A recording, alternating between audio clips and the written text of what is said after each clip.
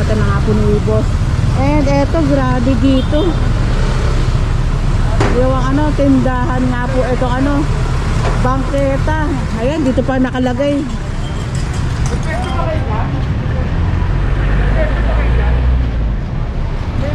Patingin niya ako ng inyong ano, permit. Boss, patingin niya ako ng permit ninyo kasi parang dentist yan eh. Ayan, ang daming mga paninda nilang damit dito. Ito naman mga tsinelas. And itong harap nga po, dental clinic. And ito naman po, parehas pala. Boss, patingin ako ng permit niya. Pag wala, tanggalin muna natin yan. Meron ba? Meron po, meron. Pwede mapanila po sa pakiuna muna pare. Walang mawawala dyan. Business permit daw po sir. Sabi niya, malaman natin. Walang hawak. Wala yung nagtitinda. Ayun, ito yung kita-kita yung permit ni boss. Ayan, dito tinitikat ng ating scope. Kita ng permit na dental lane. Ayun, may binababa na si ma'am.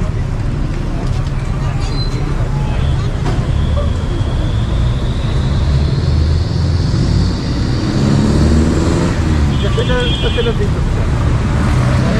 Allegedly, wala dapat lahat yan. Allegedly kasi, dito raw sila nakatira. So, kung pina-privatize siya to, definitely, dapat may permit din. Tingnan nyo yung meter base. Ito, hindi na rin niya sakop to. Opo. Kaya bubuksan na rin natin. Ate, nasa ng permit? Dito rin siya dito. Permit ha? Opo. Clearance to sir. Clearance po yan, hindi po permit yan. Ayun o, barangay clearance. Saan ang permit? Yung updated natin sir, kapupunta lang ng EDNAD kasi kapapasa ko lang for this. Sa EDNAD kayo kumuha? Apo. Okay. For this quarter, nasa kanila pa lang po. Anong taon to? Yung last payment sir, kasi nag-lockdown. 2018, yung last. Ayun o, 2018 eh. Hindi po, meron po. Meron pang bago. O sige. Maliliwanag ko rin na. Marunong kami magbasa nito. Right po. Hindi basta permit lang. Ito EDNAD, nagbibigay yan pang livelihood permit. Right po. Saan ang huli? Kaninang pinakahuli? Kapupunta ko lang kasi doon, Kasi sir. nga pinakahuli ate. Ito na ba yung huli mo? 2018. Ito po. 2022 na eh. Hindi na po kami pinakuha ng EDNAD kasi nung Hindi na kayo pinapayagan, ibig sabihin. O ganito yan ha. Kung pinayagan man kayo, ha? Ito ate ha. Ate Juby, kayo po yun. Yes po. Kung pinayagan man kayo, ang nakalagay dito, ayan o, area. 1 square meter lang. Ha? Isang metro kudrado lang. Kunti na lang to, tiyanggi na eh. Tanggalin natin. Kasi ang nag-specify nito. Tanggalin natin. Okay po. Ha? Tatanggalin Okay po. natin. Yes po. Nakita niyo yung Meralco na yon? Opo. Hanggang dyan lang ang titulo nito. Okay. Ito, hindi niya nasahod ng titulo. Tatanggalin natin ha. So, bubutasin natin ngayon yan. Wala ko ipakukumpista. Okay. Tatama lang natin yung mali. Ha? So paano sir ang Ngayon, iiwan ko yung nasa dulo. Provided, ayusin nyo pa rin yung permit. Ha? Okay, sir. Ayusin nyo pa rin. Updated naman sir, napunta rin sir. Ngayon, ang tatanggalin ko, yung tinatawag na government control area, yung pag-aari ng tao ba. Hanggang saan ang titulo? Hindi mo alam? Ako magpapaliwanag kayo kung para malaman mo. Ang pinaglalagyan ng meter base ng Meralco, hanggang doon ang titulo nito. Okay. Yun yun. Provision kasi yan, at boundary lagi yan ng may title tsaka ng public domain. Ha? Sige. Tanggal tayo. Wala akong Kaya na-explain ng maayos ni Sir Boss! Richard kila boss tsaka kila Walang galang sa And pakita ko lang mamimili. din po. Tatanggalin muna namin. Ito si boss, namimili pa. Ito po, ayan, ang tinuturo ni Sir Richard. Hindi na ako, patutulungan ko na kayo. And ito, hindi nga po tatanggalin nga po. Ito. Ate, ayusin nyo pa rin ang permit ha? Tanggal. Ay, galing na dun, sir. Pupunta na, kagama na po natin. At wala pong kukumpistahin ng ating Hindi na kayo scope. binigyan. Pinuntahan na po kami. Binigyan ang sabi ni Colonel Lipana. Waiting May na parang lang po. popoy. Nagpano, ako personally na po. Ano sabi? Ipapalo up lang po doon. So, okay Papalo naman up? yung area. Ano up yung mabilis? Kasi 2018 pa yung huli nyo. December, 2020, 19, 20, 21, 22. before lockdown, meron din siya pinasa ko doon. Kaya nga before lockdown hanggang ngayon nga ako kasi may Ito 4 pandemic. years. Okay po. Pero kung January, February, 4 O, years. Banat, konting bilis! Doon, pagsama-samahin ng damit. Boss, lagay ka ng patungan ng damit para hindi marumi yan. Dito. Dito, ilatag po dito. Ilatag po dyan. Okay, sako. O, patong, patong. Kaya, ano, lamesa. Mabilis. Hindi mabagal, mabilis. Ano pa tayong ano, bililisin. Ito, naglabas na nga si Bong para lalagyan na ng mga damit. Ako pa yung ganito eh. Oo. Ako pa rin ang portion eh. Kaso lang, kapag sinirado ko na. Oo. Ang titulo niya, hanggang doon pa lang.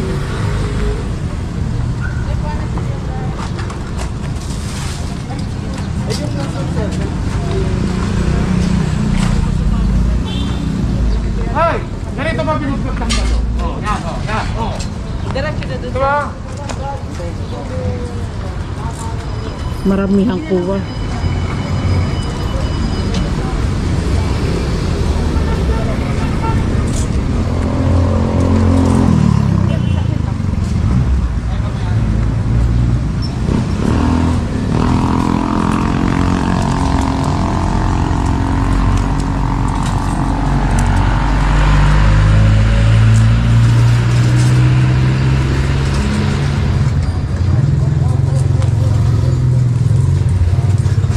Ayos din yung business na to kapag katapos mo magpadilis ng ipon na kayo magpagawa ng ipon, titingin ka naman dito sa dadaanan mo, tindahan.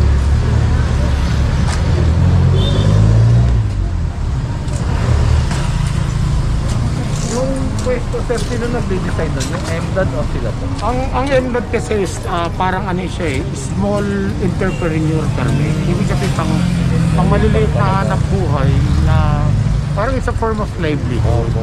So yun inaaprobahan ng MDOT. Provided, syempre tinitignan din ng MDOT, yan ba'y nakaka-obstruct sa sidewalk? Binabalanse din nila yan bago sila mag-issue ng permit. So kadalasan talaga 1 square meter lang talaga yung pinag-provide. Yun yung nakaibigay sa ano nila. Kung 1 square meter, it's a form of lamesa lang dapat yung ano nila eh. Kasi pang maliliit na Oo, nakita mo to, mall size na to, malaki pa sa mall yung mga may pwesto sa mall. Unfair na. Mukhang pang-stall na. Hindi pala mukha stall ng itong itsura na to. Ganun kasi sila. Ganun minsan na nakaugalian ng iba, nagsisimula sa maliit. Imbis na masikasuhin yung patras, ang gusto pasulong. Pati sa paglabang, pasulong din.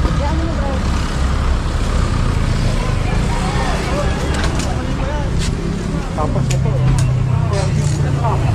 may resto dyan. Ito, provisional kan dapat yun. Diba? Nasa kasana niya yung hanap ko. Magamat yun, siyempre, sasabihin na lang nun, hindi na, wala ho kung ano eh. Nakikisama, ganito. Kaso lang, siya na-apekto.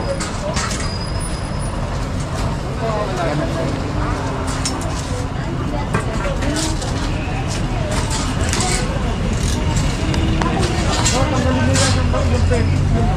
Sila po ba may-ari niya? Tsaka ito. Ng ano nyo nga? Ito pong dental, tsaka ito pong ano, mga tindahan ng damit. Oh, yes po. Ay, isa lang po. Opo. Katulad din po na itong isa. Opo. Ay, ano sila ma'am? Eto, magkakapatid ang may-ari. Opo. Pero ibang tao. So, ibang person yan, pero magkakapatid sila. Pero ito po, itong mga tinda nga po, itong mga damit na to, aswan na po ba yan? Itong clinic tsaka mga tindang damit. No po, ang dental, iba ang permit niyan. Sa akin ma'am, personal ko to. Pero dito rin po kayo. Dito ako nakatira ma'am. Tenant ako dito. Akin, oo nga no. Opo. Salamat ma'am. Okay. Nice ano naman yun ang na-extend. Tenant pala si ma'am dito. Ayan. Tagal na namin dito nagtitinda. Ba't ngayon lang agad ma'am? For the meantime ma'am, kasi nagpunta na ang MDAD, kagagaling lang ng MDAD last week. So Opo. nakausap naman kami.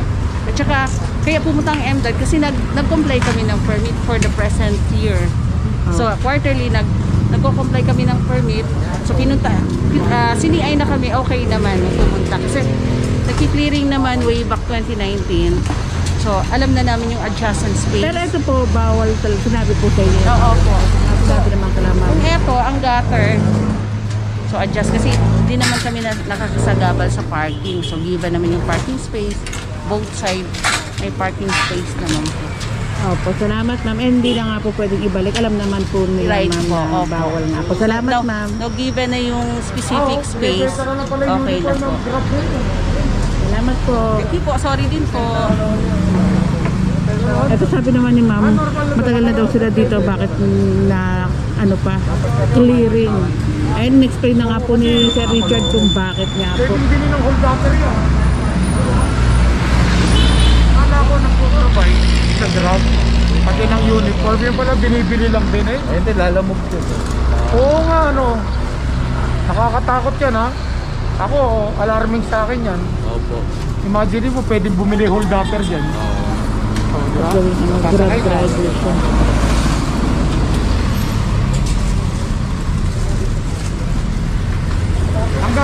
Tanggal. Wala pong pinupusos ang ating dog.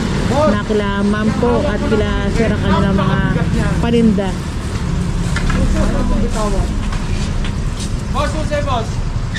Bolt cutter. Ang nakalak.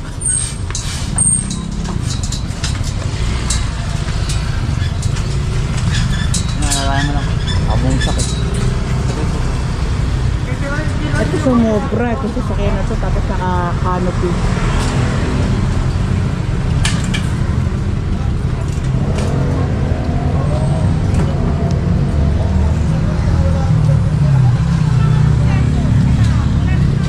Sama ka sa akin. Turo mo sa akin.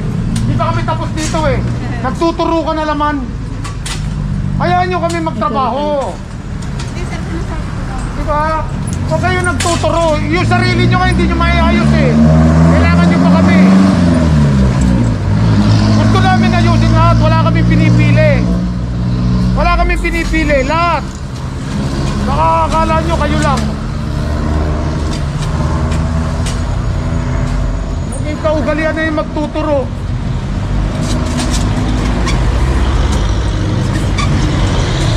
Tingnan kasi iniisip niya bakit ano daw ngayon lang daw sila matagal na daw sila nandito. Pasalamat nga kayo, hindi ko tinatama nga po kinukumpiste yan ni Sir Richard. Tinatama kayo eh. Bibigyan nga Kaya po sila inarangan ng nyo, mga lakaran ng tao. kaalaman. Pinaglalakad nyo tao sa karsada. Parang kami pa may kasalanan nito eh.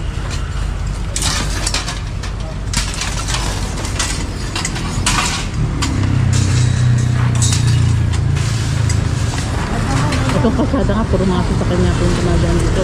Kahit mga nakapagsak na nga rin po ito mga paninda nga po dito. Napakabagal nito.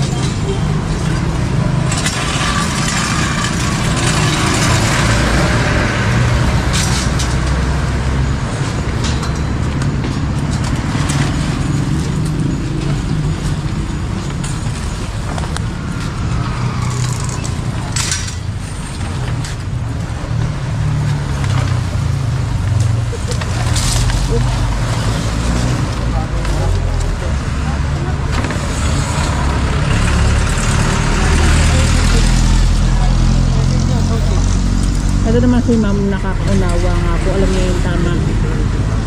Madam, susi. Ayun nga lang, sumobra talaga si ma'am. Bawa ko rin mababa. Ano yung susi ah? Mata. Kasi usually kapag ano, nakiklear nga po yung isang lugar, talagang may lumalaban pa po talaga. Na tinatama na nga po, ayaw pa talaga magpatama ng iba. Ine-educate na nga rin po.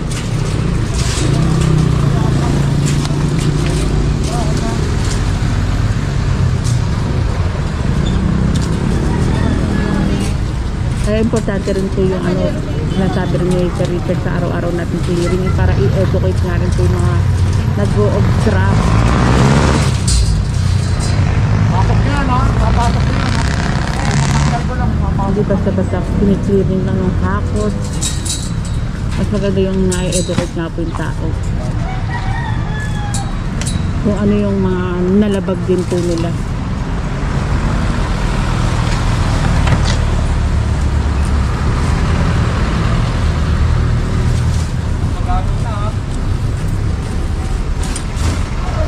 Scout Beguia tayo mga kabusis. Nabasa ko lang dun Scout Beguia. Hindi ko na po alam kung anong lugar to. Flash na lang natin sa screen.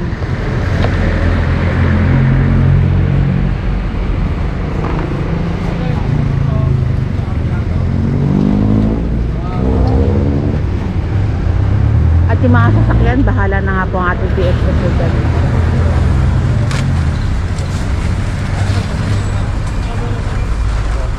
Eto, body stock ay maayos na nga po. Magagamit ko na yung bangketa dito sa pwesto na ito. Malaking bangketa.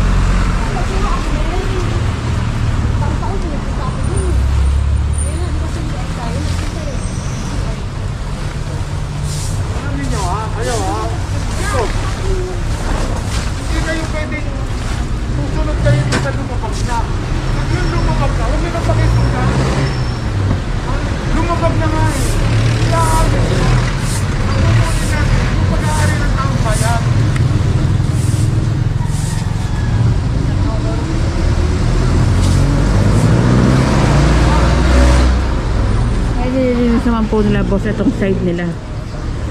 And ito ko na tinatapos ang aking vlog for today. Like, comment, share, and subscribe. Ingat po kayo palagi mga kapuskis.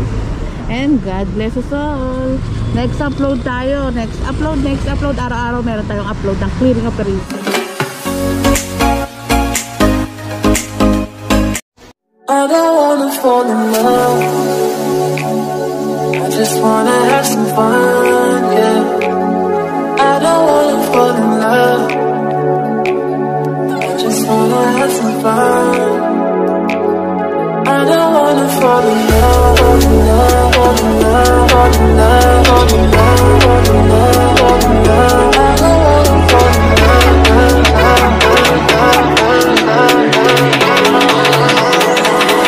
I don't wanna fall in love.